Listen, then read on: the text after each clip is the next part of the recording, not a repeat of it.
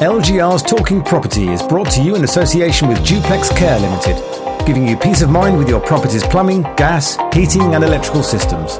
Let Duplex care for you. The views and opinions expressed on LGRs Talking Property are those of the host, guests and contributors, and are not necessarily those of London Greek Radio.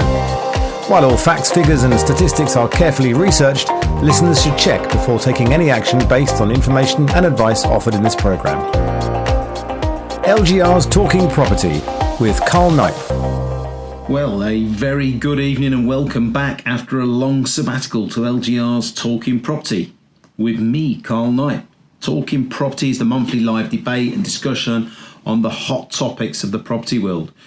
Well, the world has moved on and changed in the last few months like none of us could have foreseen pre-COVID. The only things that don't change are the government's gaffes, and could the government's decisions to ignore its own advice and extend the stay on property possessions be a colossal own goal?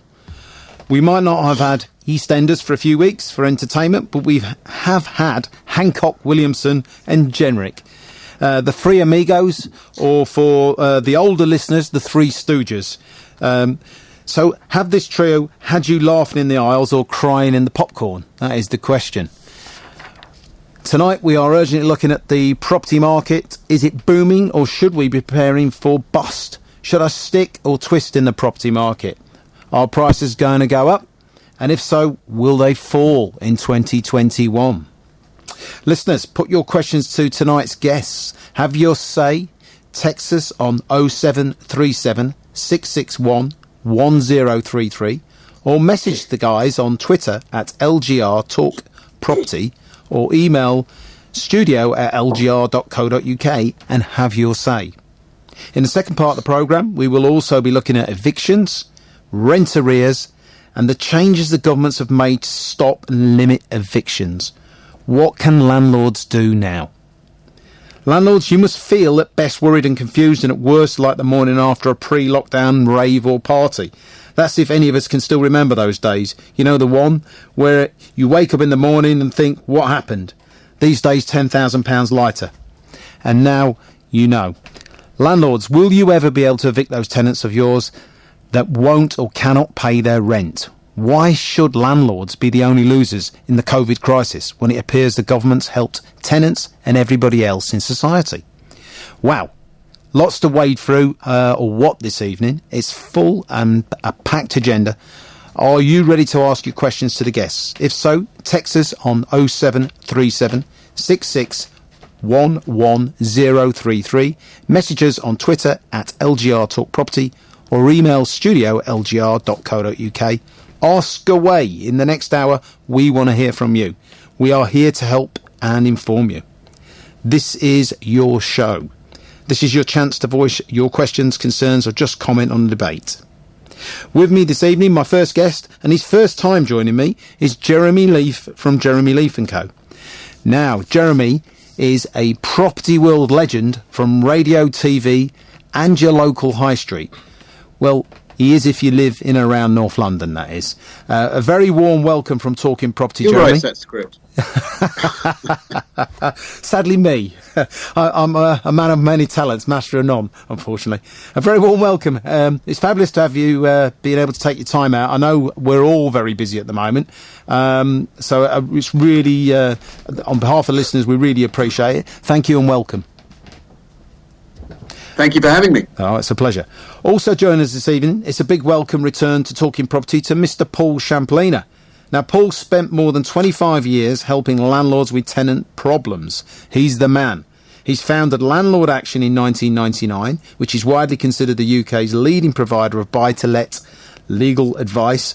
Paul left school at 16 with no formal qualifications. With his work ethic, though, he ensured that he's never been without a job, from working as a bailiff and tracing agent through to selling Landlord Action in 2017, where he still remains a director and brand ambassador. He's probably, though, best known for his hit Channel 5 programme, Nightmare Tenants, Slum Landlords, which has been airing over the last few weeks. Paul's a massive Spurs fan and boxing enthusiast who still gets in the ring, so remember that if you ask him any questions. He organises charities events each year, the main one being Rumble, with agents. Welcome, Paul, and thanks for being with us again this evening. Lovely. Thank you for having me. And it's nice to be involved with a local North London radio station and a fellow Spurs fan. Oh, it's a pleasure. I bet we've got a lot of Arsenal fans on, though, dare I say it. I'm an Arsenal fan, Paul. Oh, okay. Massive. So we can have a rumble in the ring then, can we? No, yeah, you can do, but nobody will be able to watch, unfortunately. But no spectators. Moving quickly on, my final guest is Mr. Russell Quirk. Now, Russell is never shy of his opinions, loves nothing better than a controversial debate over social media, as I've seen from time to time. He is, though, a very much well-respected grandee of the property world. A 25-year-old, he wishes he was. A 25-year veteran of a estate agency, both traditional and online. Today, he's pursuing a dual career track of both estate agency director at Keller Williams and a public relations and property guru via his co-founded PR agency Propaganda, which is flying high. Russell can often be heard on various radio stations giving opinions on all things related or not. Now, there might be no pantomimes playing in the theatres across the country this Christmas, but in Russell Quirk we have, and I hope he won't mind me saying, the archetypal pantomime villain. Russell loves a boo on social media, don't you, Russell? Now, I hear you say, oh, no, he doesn't. And I say, oh, yes, he does. A very warm Talking Property welcome to Mr. Russell Quirk. One thing's for sure, none of my guests this evening could be labelled wishy-washy. That definitely goes for sure. So, welcome, guys. If you're thinking of buying and selling and you have a question for the guests, please text us on 0737 66 11033 this evening. Messages on Twitter at LGR Talk Property or email studio@lgr.co.uk. Ask away. In the next hour, we want to hear from you. It's your programme. Let's jump straight in there and ask then, guys. As an agent, Jeremy, as an agent who works the streets, so to speak, day by day, how is the property market at this moment? Is it steady, busy, slow? How are you finding things, Jeremy? It's busy. We're pinching ourselves. It's very busy. And it's pretty much across the board. It's not just cheaper properties, whatever, but it's most things. And we are surprised by how busy it is, particularly for smaller houses, not so much flats, but particularly for smaller houses. Between, in our area, I don't know, something like 600-700 to about 1.3 million. In that range particularly, it's busy. And lettings is also busy. Sometimes they're in inverse proportion, but at the moment, both are busy. Right. Russell, is it a good time to buy? And equally important, a good time to sell? And if so, why? Well, yeah, and you know what? It's interesting. Jeremy's right. It is very busy. In fact, the latest Rightmove numbers that were out a few days ago said that they say that the property market in the UK is currently the busiest it's ever been since records began, from their perspective, 10 years ago. What's really interesting, though, is that normally you have a kind of two-sided market. So often you'll have buyer's market, seller's market, depending on where the majority of the demand or supply is, and it's imbalanced. What we're seeing currently, certainly what I'm seeing, and certainly in the statistics, the data from the likes of Rightmove and others, is that there's a balance insofar as many more buyers, but also many more sellers. And of course, as I'm sure we'll come on to, lots of people taking advantage of the very temporary relief that is Rishi Sunak's stamp duty holiday. Yeah. We've got a question coming already. A question from Sam. He said, should I sell my property at present with prices going up and rent somewhere for a year? Paul, what's your thoughts on that? Well, listen, it depends if it's an owner-occupied, depends if it's a buy-to-let. I mean, you know, we, as an organisation, Hamilton Fraser, we supply products to the marketplace, but we own a website called Landlord Zone, and we have so much engagement. The biggest problem we've got with a landlord that's looking to sell is actually making sure that it's vacant. And we'll come on to the eviction process later. And yeah. I know there's a lot of landlords that want to be able to cash in on this mini blip, which is what Russell said, you know, until the end of March, because they're worrying about the market turning in a year's time, I mean, realistically, and we'll come on to it in a bit more detail, it can take, the best part of a year to evict a tenant with 14 months rent arrears. So landlords are taking a view, and we're seeing landlords, because of all the stuff that's happening, thinking, I'm going to cash out, but it's getting vacant possession. So just on that point, that's interesting. So are landlords cashing in or cashing out, so to speak? Are they putting their money where their mouth is and buying, or are they want out? Well, you know what? I work with a lot of auction websites and do a lot of deals. I mean, from speaking, I speak to a lot of investors. I speak to some massive landlords, but all different levels. And, and I'm sure Jeremy and Russell will confirm, stock is expensive. And I'm seeing a lot of landlord investors, they're just waiting. They are waiting for the job losses. They're waiting for movement in the market. Yes, of course, there's the saving with the stamp duty, but a lot of investors, it is about sourcing those deals. And depending on where you're at, and of course, every part of the country is different, I'm seeing a lot of investors watching and waiting. Or, I've got a lot of organisations that are trying to buy stock with tenants in situ, where there are problem tenancies, and doing some sort of deals on discounts. Maybe Jeremy can add a bit more to that with regard to value. I was going to say, Jeremy, you've been right on the doorstep of LGR here. Are you finding that you're getting an influx of people wanting to buy to let, landlords? Yeah, I mean, answering Sam's point, first of all, I take what Paul's saying, sure. We are seeing more landlords coming back in, because not just because the returns from other investments are not that great, and people who perhaps some of the accidental landlords are not so happy because they're not in it long term. The professionals, as we know, it's like looking at the stock market. It's not a short term game; it's a longer term game. So we are seeing some of them coming back. Of course, the government are not helping, because legislation is not and regulation. They can see more in the tenant vote than the landlord vote at the moment. I think they think that landlords are almost pretty much wrapped up as supporting them, or a lot of them are, and they're now reaching out for the tenants, so it's not really helping the landlords. But overall, even taking all that into account, we are seeing more landlords coming back into the market. But just going back to the other side of Sam's question, which is rather a little bit of a long answer to a short question. If you're if he's a regular seller, it's the view you take of where the market will be maybe in 6, 9, 12 months' time. If you think prices are rising, then you're going to hang on.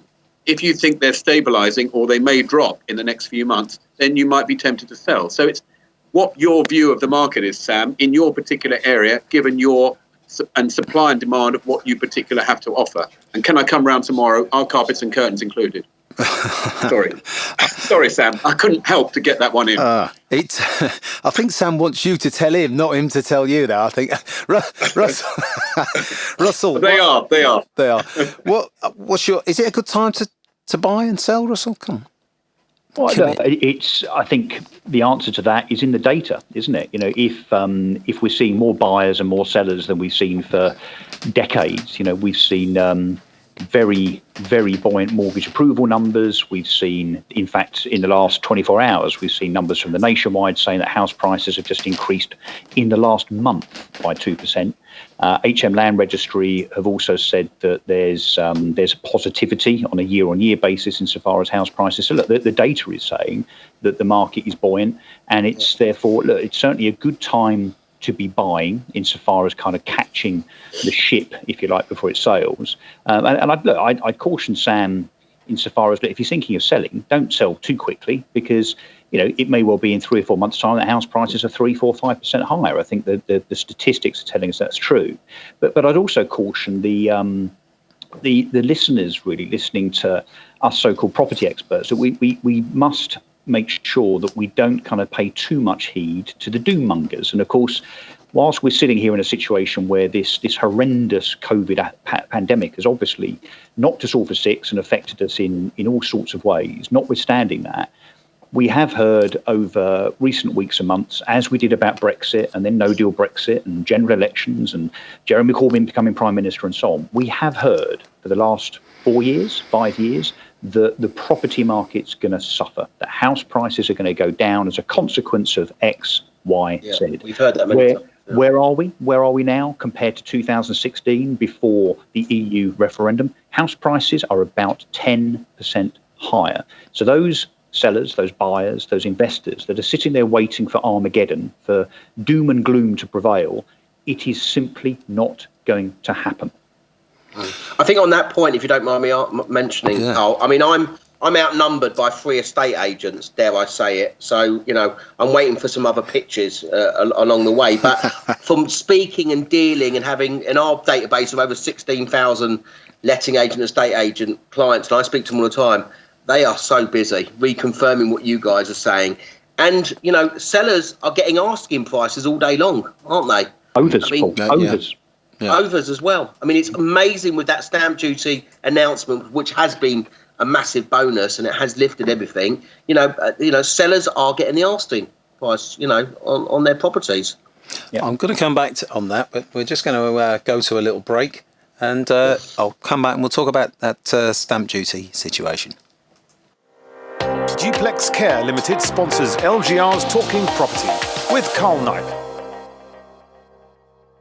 Δημητρίου in English 020 88 89 98 88.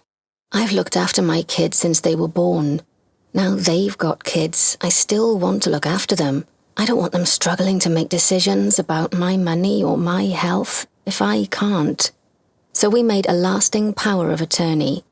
Now, if I can't speak for myself, they'll speak for me. It's a weight off for all of us. Isn't it? Yes, Mum. Lasting power of attorney. Search your voice, your decision. Carl Knipe on LGRs Talking Property, sponsored by Duplex Care Limited. Welcome back. If you're thinking of buying or selling, or you have a question for the guests, please text us on 0737 66 11033. Message us on Twitter at LGR Talk Property, or email studio@lgr.co.uk. Ask away. We want to hear from you. Just coming back on that then. So was Mr. Sunak's stamp duty deferment the right thing to do for the property market and the economy in general, Jeremy, do you think? Has he overcooked it?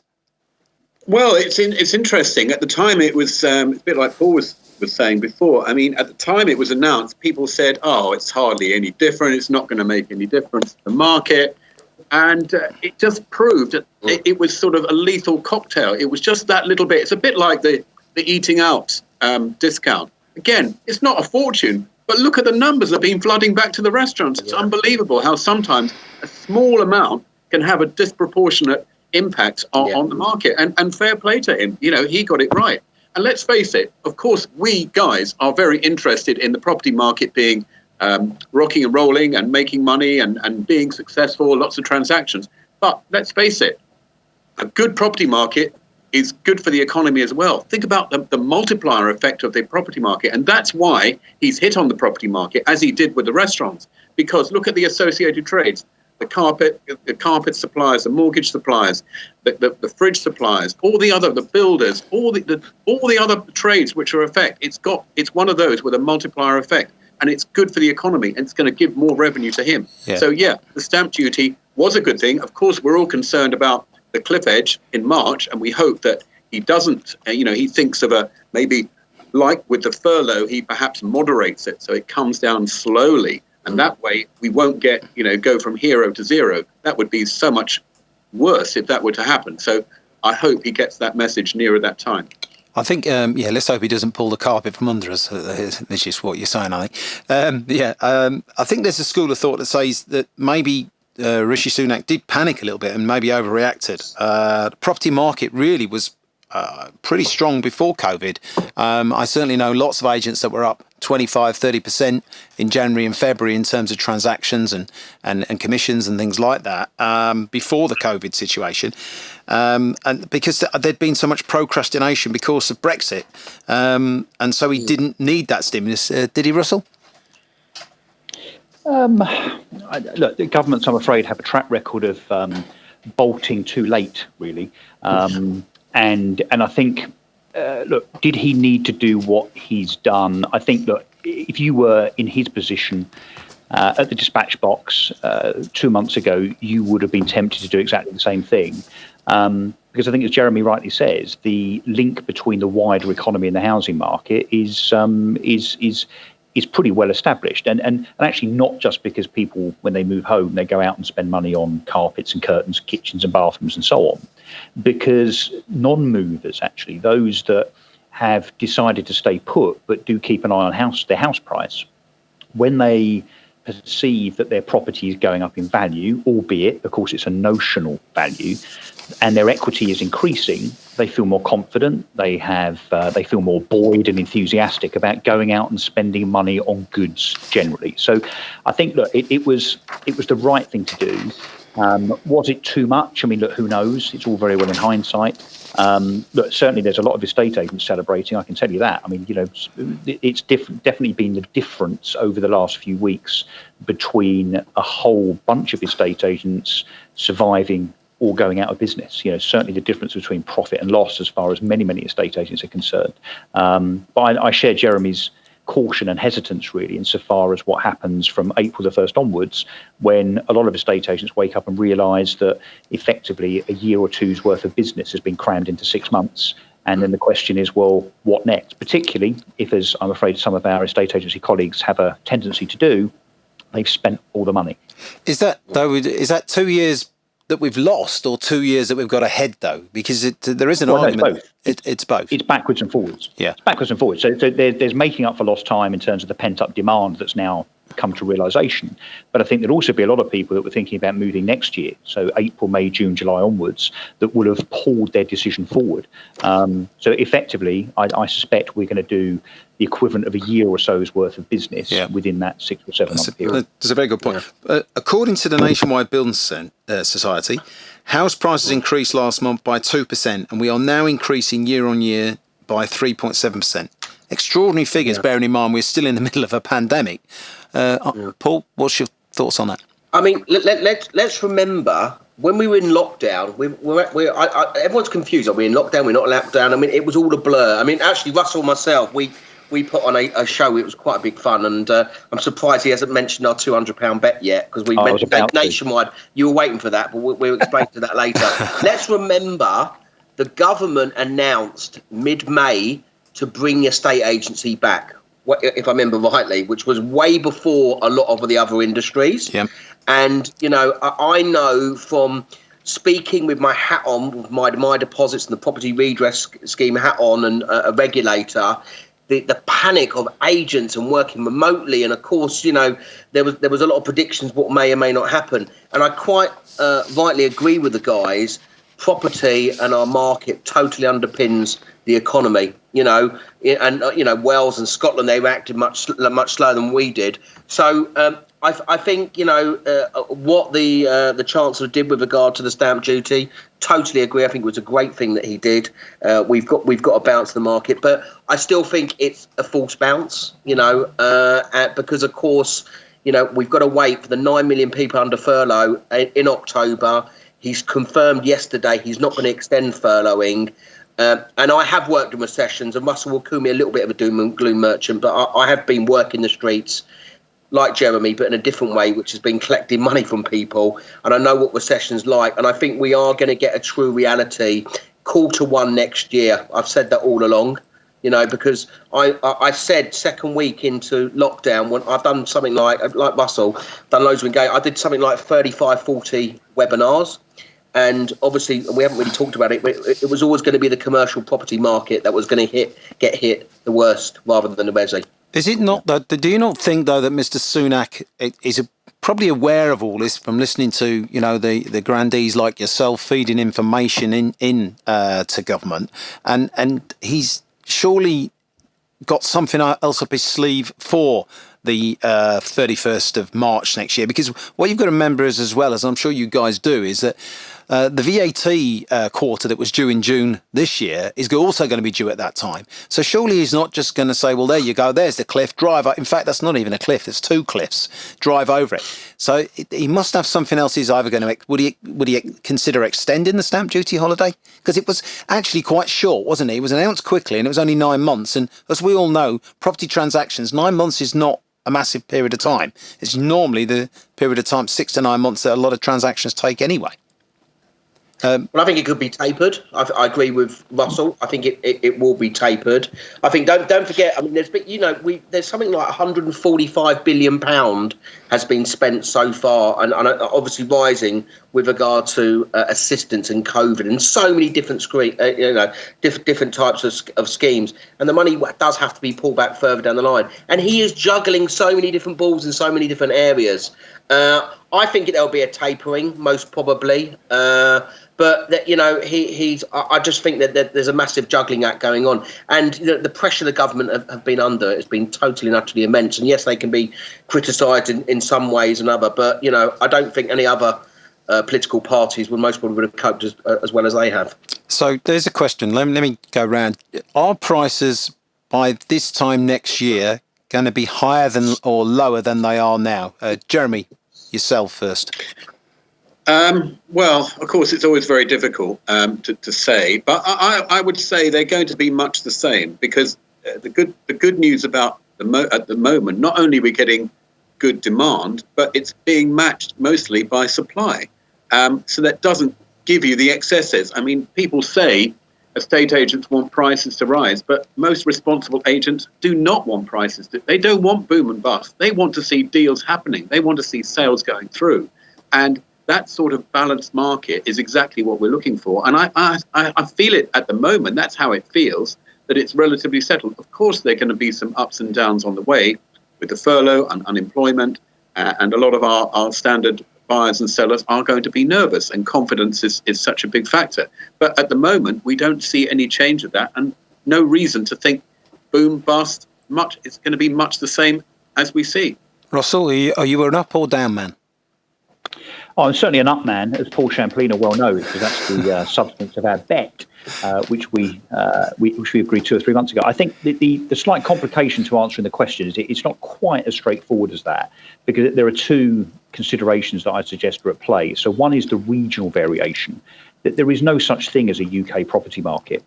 There never really has been. And now that we have various indexes like Nationwide, Halifax, HM Land Registry, Rightmove, which are all very, very different in their methodology, it really does depend on which index you rely upon insofar as what that performance looks like.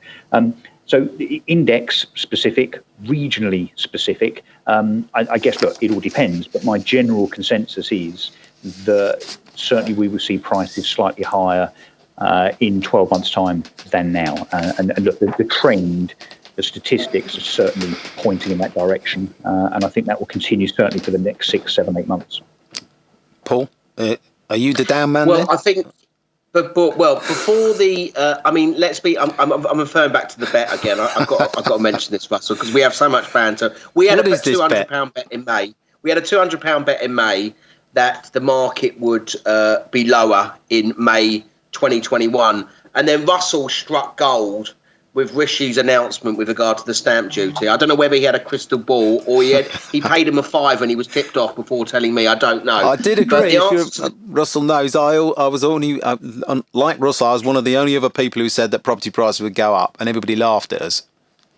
Yeah, but you didn't know about the stamp duty. Well, I thought it was pretty obvious. That's what he'd do, personally. So there'd be stimulus. Absolutely. Correct, yeah. We're going to leave it alone. Sorry, Paul. It was an educated guess. Yes. It was an educated guess. Yeah. I mean, I think, give or take, bearing in mind if it goes to the end of March and there's some tailoring, I actually agree with Jeremy. Give and take, I think the economy and maybe job instability, I think, if you're looking at where we are, give or take, I think it'd be more or less the same as to where it is now.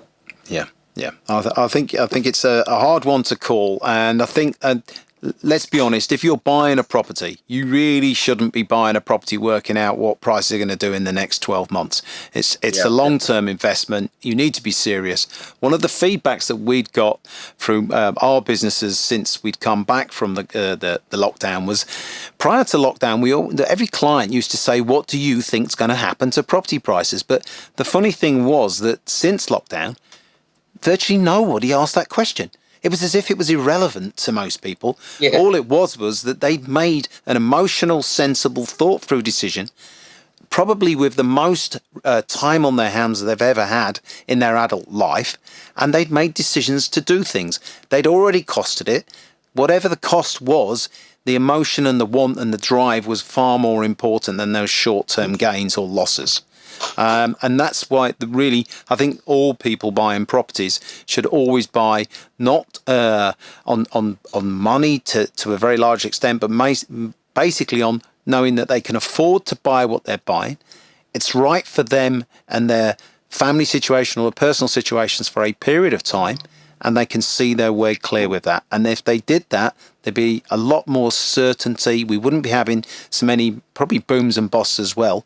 And I think it'd just be better for society in general. And on that point, we're going to go to another break. And when we come back, we are going to talk about evictions. This is London Greek Radio, 103.3 FM.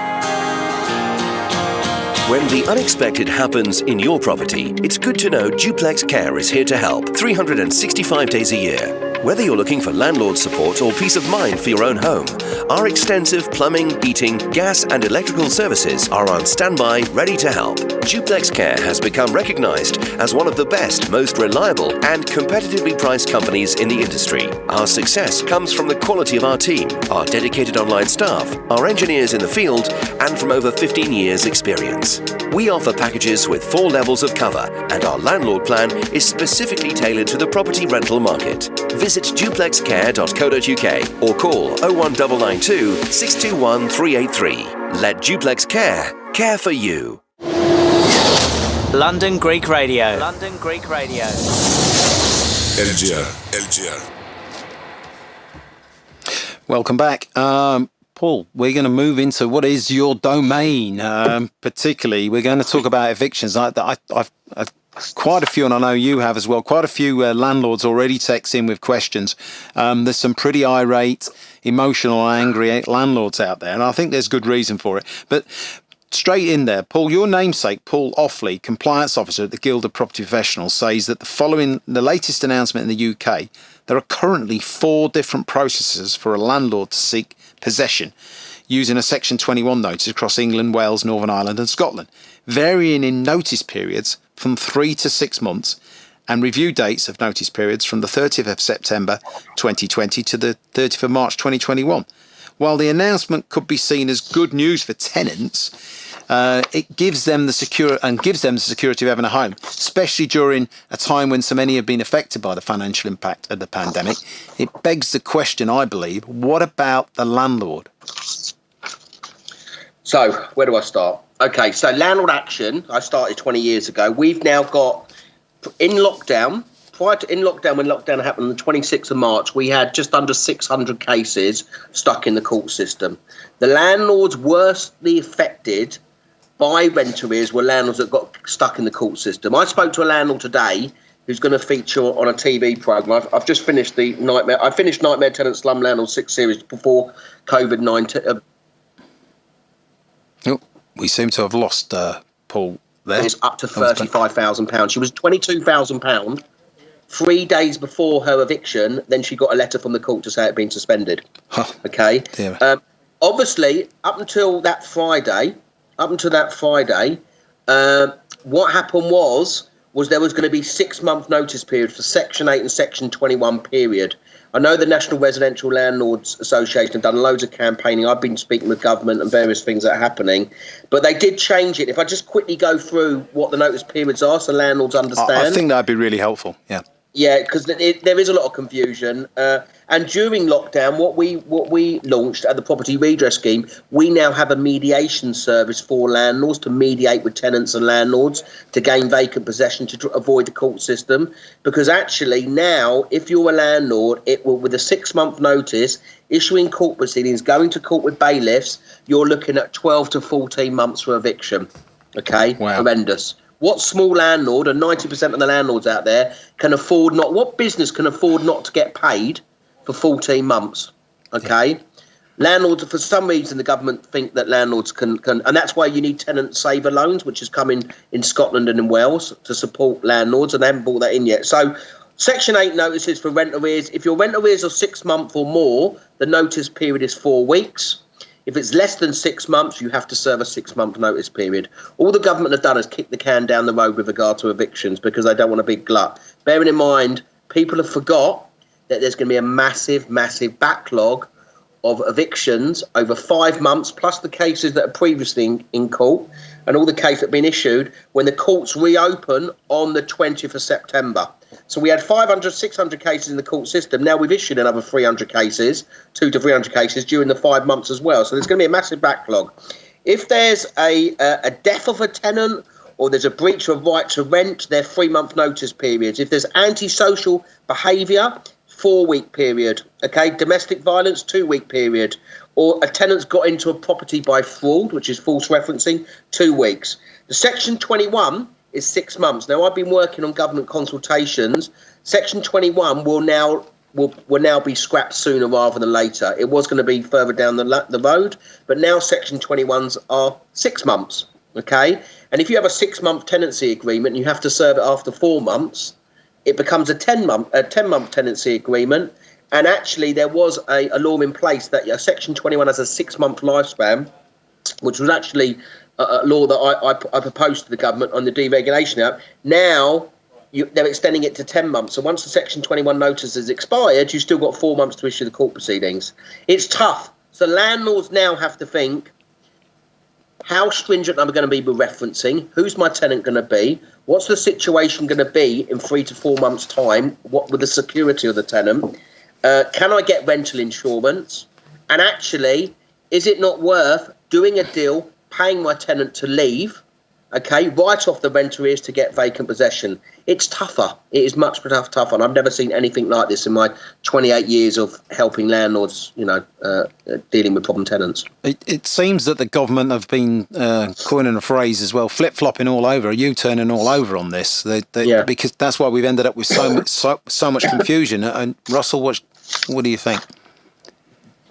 Yeah, look, I'm certainly not a government apologist, Carl, but I think you have to give them some sympathy, certainly have some empathy for them insofar as there's not exactly a textbook when it comes to dealing with once-in-a-century pandemics. Yeah, I think they can be forgiven for flip-flopping and changing their mind. And actually, some of us might call it listening rather than U-turning. But anyway, enough of the kind of political point. I think that said, I do think that whilst the government, I think, have done a fantastic job in terms of supporting business and employees, Rishi Sunak was basically the first politician in the world, really, to come out and say, OK, we are going to support the vast majority of employees to 80% of their salary. And that was an incredible thing to do.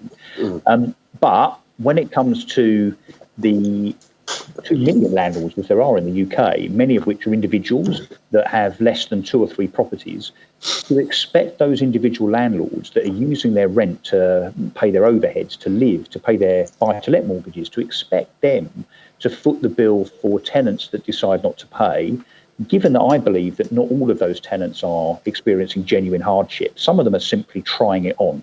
Correct. Some of them simply know that they can stop paying because there's nothing the landlord can do about it. To expect the landlord to foot that bill, to have to support that tenant, I think is beyond the pale, to say the least. And what the answer is, look, I'm not a politician, and it's certainly above my pay grade in terms of what the solution is. But there is, I don't know, Paul, do we know what the amount of debt is outstanding right now in terms of numbers? I think we're coming up 1.5 billion or something. I think you put that in a report. We know there's something like 40,000 cases possibly in the backlog of the court system. I mean, I was on the housing court consultation, and I spoke to a judge, and she said the morale of employing judges, and this was last November, is an all-time low. And I've said all along, you need more judges, more bailiffs, more court staff, and they were talking about housing courts. So literally the last quarter of this year, I don't know how they're going to be able to deal with all these cases, because obviously we're one of the law firms that have the number of cases. It's going to take years and years to clear the backlog. And in the meantime, if the courts are clogged up to the extent of, let's say, in addition to the notice periods, which kick in at the end of September, if it's going to take then 6, maybe even 12 months to remove a tenant that's obstinately not paying, the arrears could get to nearly 2 years' worth. Yeah. And landlords can't collect those monies, Carl. It's impossible. It's so hard to collect. I was telling you guys earlier, through our business, we've got one landlord who the tenant has not been paying since last November, and they were just about to get into the court system when COVID came. And at the moment, I think they're £19,000 that they've lost out on. And because of obviously all the changes and everything that's happening, that's only going to rocket further, because they're not actually really any further ahead in the court system than they were going back to March time, which but is you're also terrible. going to have tenants that can't move as well, Carl. So what's going to happen is their job situation is going to change, and they can't pass the referencing to go to an agent to go to another property.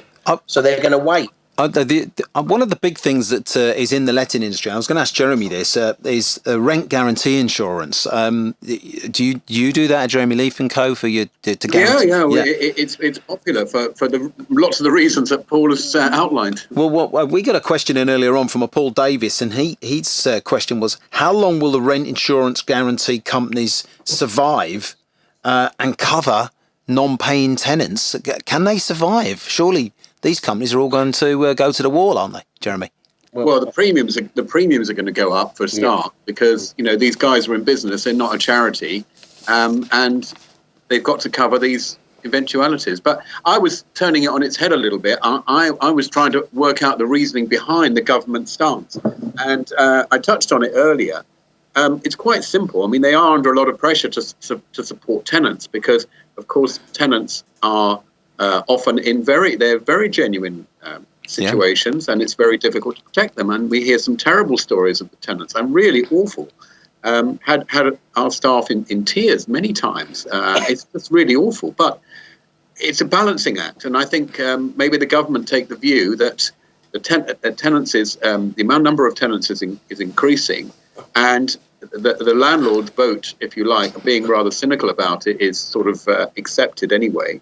They don't want to be seen to be heartless in these circumstances, but I'm afraid sometimes you just go too far the other way, and they've just gone too far the other way, and they've got to be thinking about what impact their measures are having, and it's actually going to be worse for tenants in the long run, because if, as Paul is clearly seeing, like I am, that landlords are more likely to leave the sector, particularly those who have been victims, then of course what's going to happen? Quality is going to go down, rents are going to go up.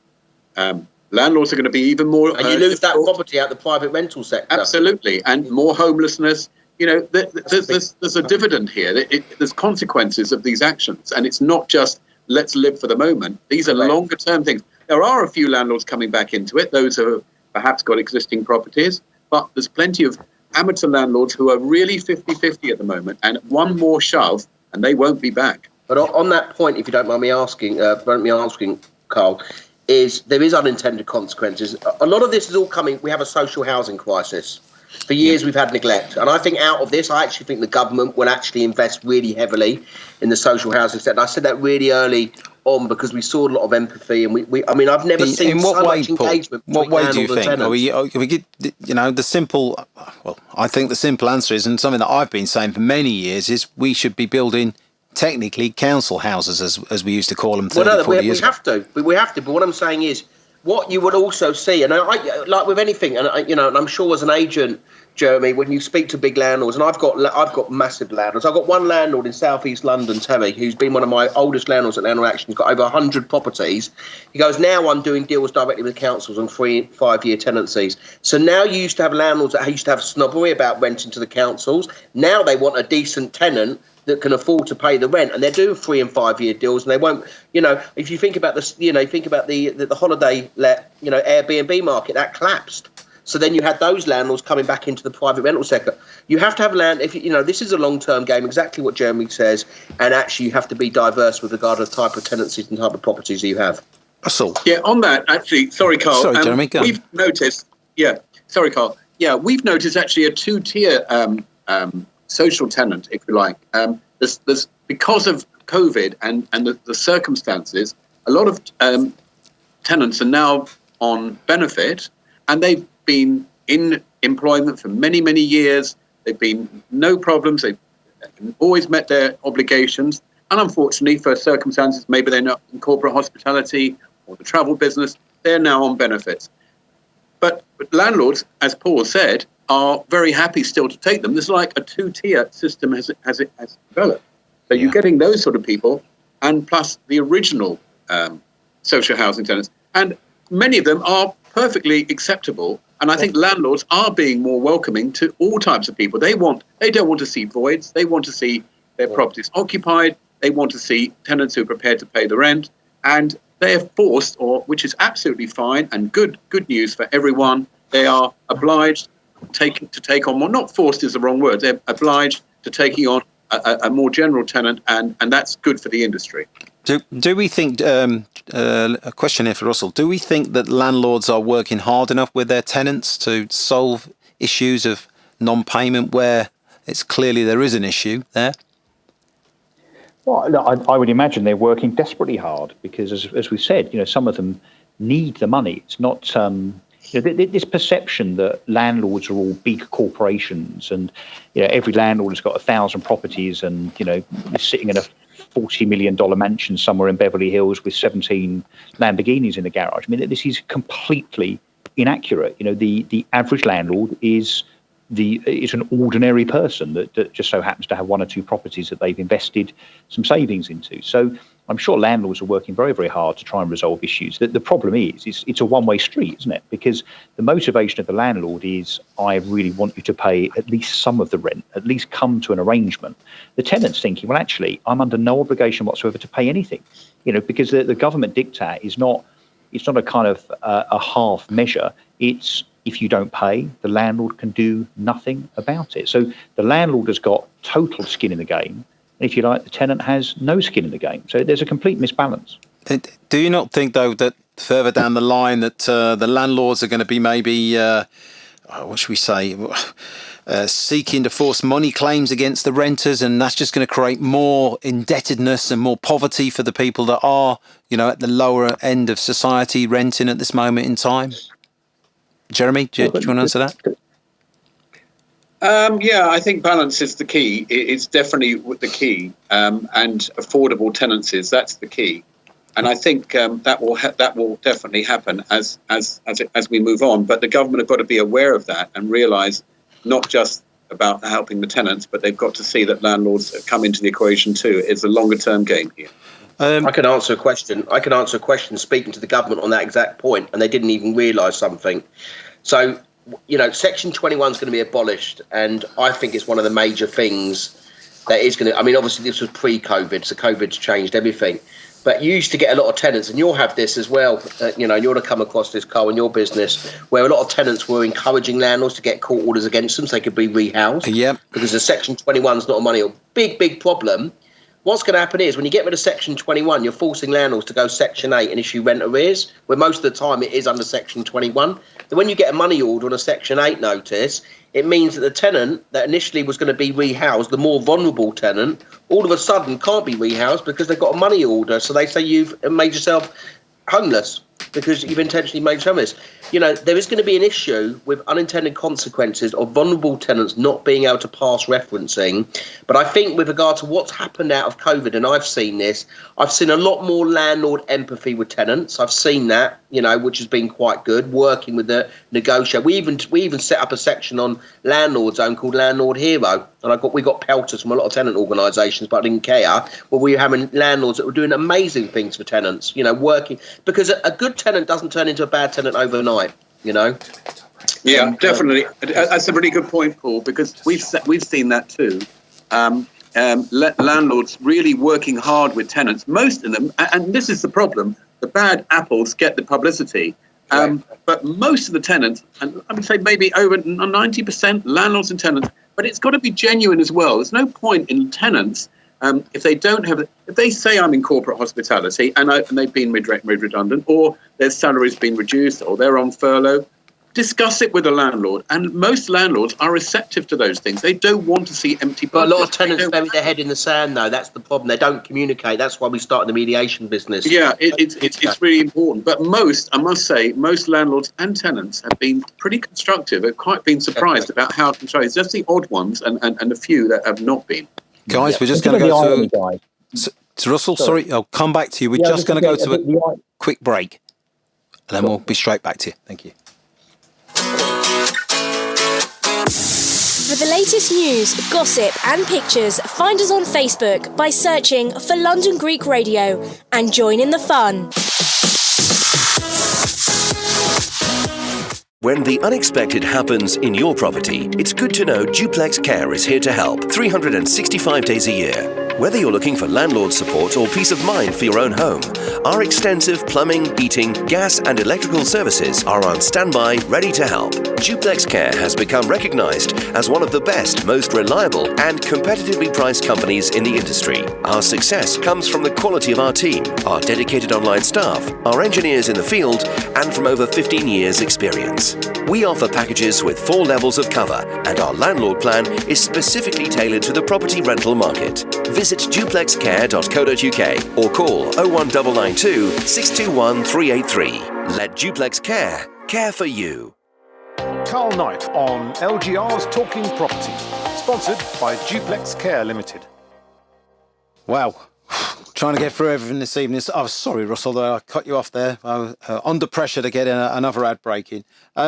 Tenant saver loans, something that's been discussed. Could that be the answer to landlord issues? Russell?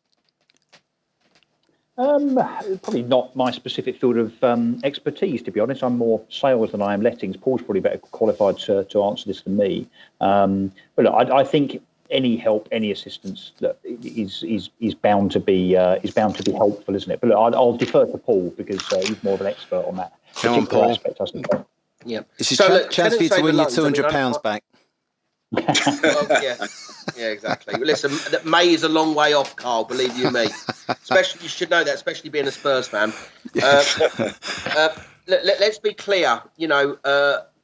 Scotland, Wales, they have put a support mechanism in where if a tenant, unfortunately, has been affected in employment with COVID-19, and quite rightly, there has been tenants trying it on. I think also the government didn't help where they said a rent holiday. Actually, it was a rent deferment, right? And people thought, we're going to get free rent, and there was all this campaigning with tenant groups and so forth. If a tenant can prove they've lost their job, and there is a benefit of some, and they brought this in, and it's a bit unlimited, whereby the money can be paid directly to the landlord, not to the tenant, where we've had massive abuse of universal credit. I mean, you think about universal credit. We spend something like £24 billion a year in housing, of which only a third of that is the private rental sector. We've got 2.3 million people claiming universal credit at the moment. So if there was a tenant saver loan scheme in place and it supported the tenant staying in the property and starving off the landlord, serving an eviction notice and sustaining tenancies, because that's what it's all about, it makes total sense.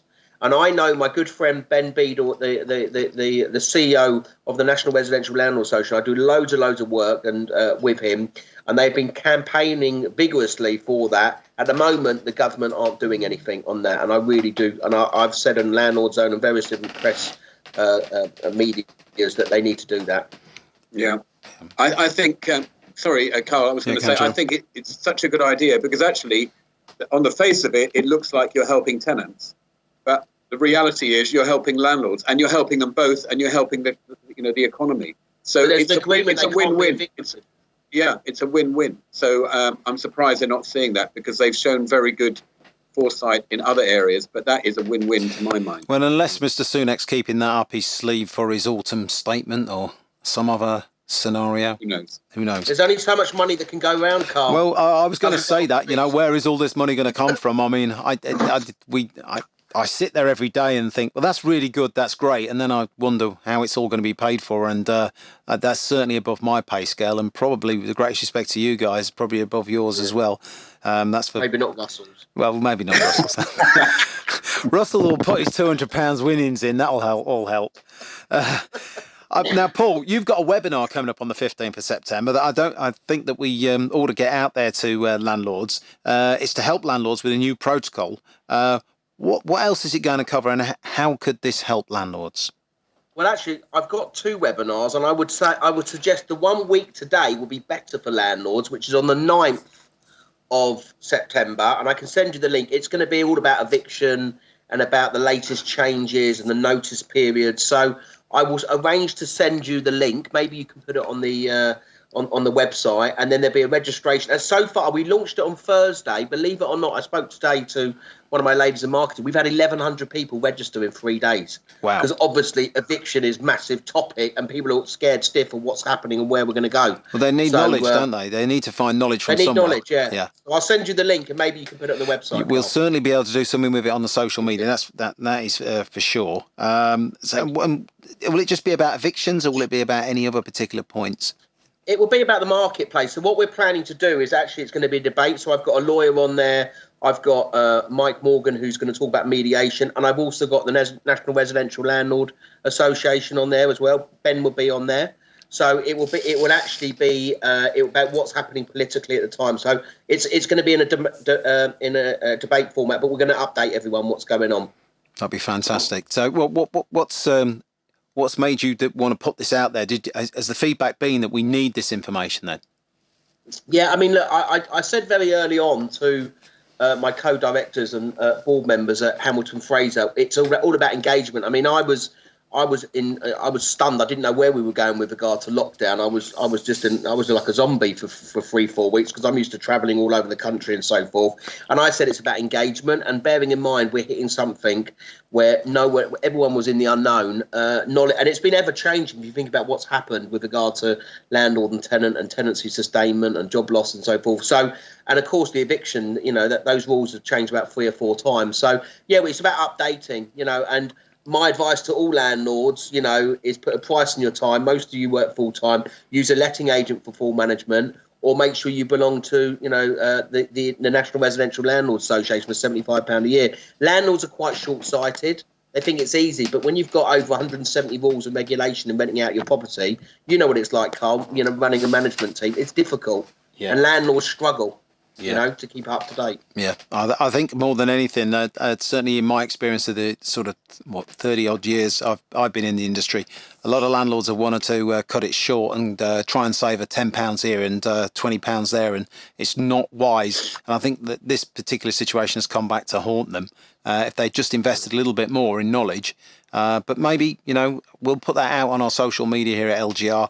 And so landlords, if you're out there listening, you do need some help. Please get in contact with Paul through that.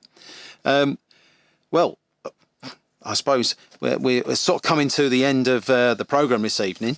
I wanted to really just say all that really remains for me is, first of all, to give a massive LGR thank you on behalf of our listeners to my guests tonight, Russell Quirk, Paul Champolina, Jeremy Leaf. Absolutely superb, gentlemen. It's absolutely fantastic. Some really good stuff that's gone out there that's been very helpful for everybody. We'll be back on Wednesday, the 7th of October, COVID and second wave permitting, with another topical programme from the world of property, discussing the questions of the day. Enjoy the rest of September. Make the most of the weather to barbecue, socialise, carefully and safely observing those social distancing, and listening to your favourite radio station, LGR. Grasp the day, live it, breathe it, and enjoy. We started the show by comparing my brilliant and enigmatic guest, Russell Quirk, to a pantomime villain. So in true pantomime spirit, whether you are buying or selling, or a tenant or a landlord, we hope until next time you have a very happy ending to your property dealings. Thank you for being with myself, Carl Knight, and my superb cast of guests. Enjoy the rest of your evening. Remember tomorrow's another day, and be good. Till the next time we're together.